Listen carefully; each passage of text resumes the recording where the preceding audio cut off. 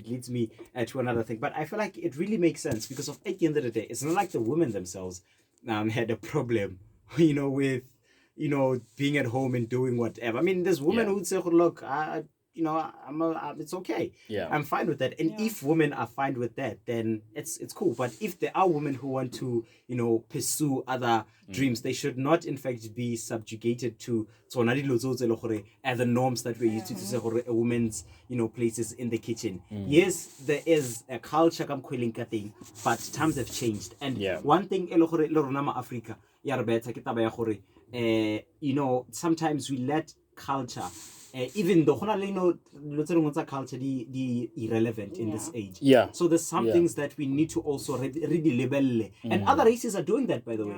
It's not just rona ba e leng gore we have to question, but hona le races tse dingwe tse e leng gore now they're questioning the melao e leng gore e beilwe from ancient times, and they be like, but this is not relevant. And perhaps maybe this is a wake up call. Le rona black people, we need to come in terms with that to say gore as times change, there has to be changes, and these are such changes whereby we start having these conversations around women's right amongst other things. Yeah, and also perhaps just to go below the surface, I think also we need to then understand that when also the men themselves, as you said, that in all that we get, we must get understanding. I think also what contributed to what we have now as a generational crisis was the fact that men themselves didn't know exactly what it means to be a man, and they thought leading simply means you must suppress the other person, given the fact that when they were taught how to be a man, it was more like a physical thing, that they had to go to training and come back physically fit.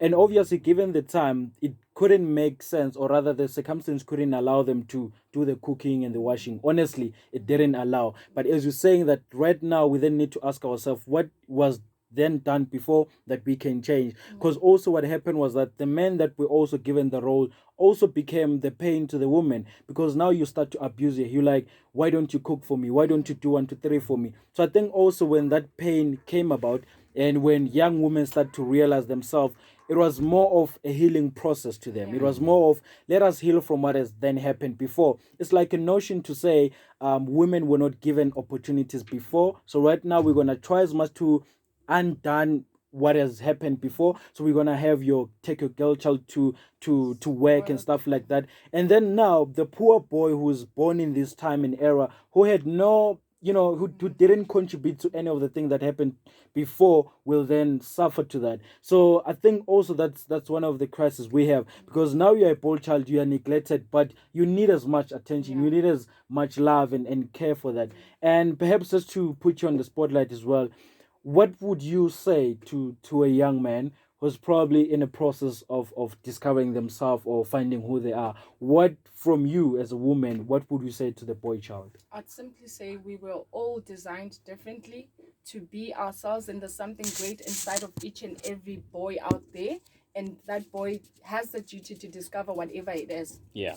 And it's so then that says that the power is in your hands. Yeah, you know, of course. it's the ball is in your court. Yeah. So if you are a boy child feeling neglected, what are you gonna do in order for you to feel like you have to be comfortable, to feel comfortable, in order for you to feel like you have the same strength that they're giving to women out there? Yeah. And I'd actually want to ask, Yeah. just just 101, how, as a guy, how do I treat, what is the best way to treat a woman?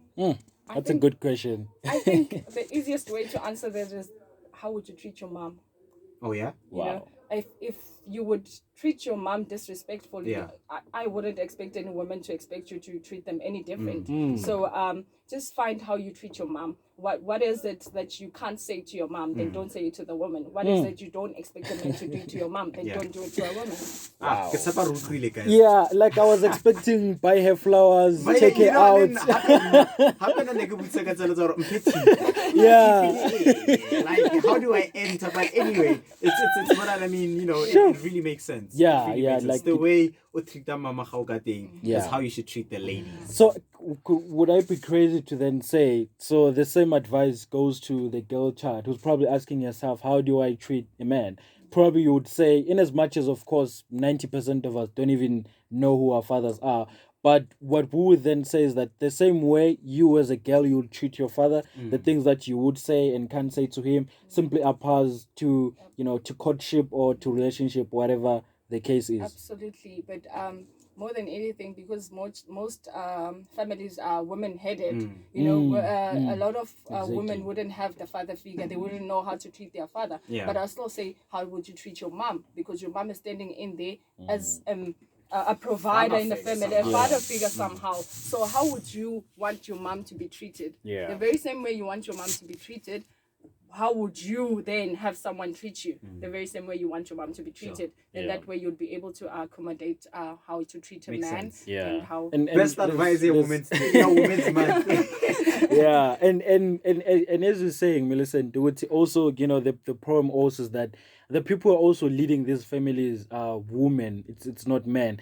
And one of the things I said in one of the talks, I think it was last week, that also the problem is that now the boy child has become a dustbin for his father's mistakes. So every time the mother feels pain, she's gonna throw it to the boy child.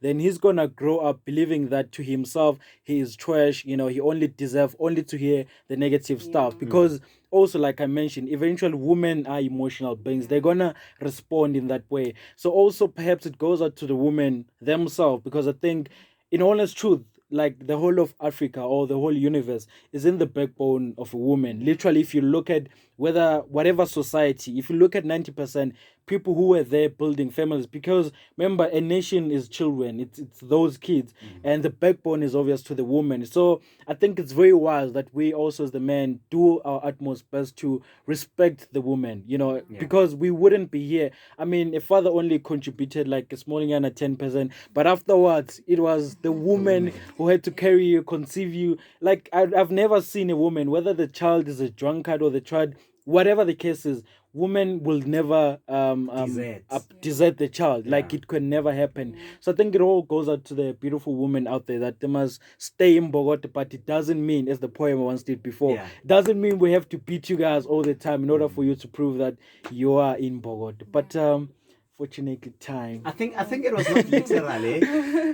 Yeah. I think it was not literal. Maybe the violence against women did happen because of that.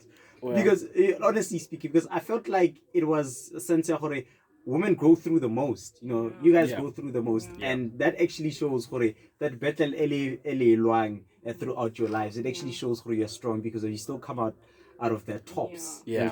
So I think it was not literal.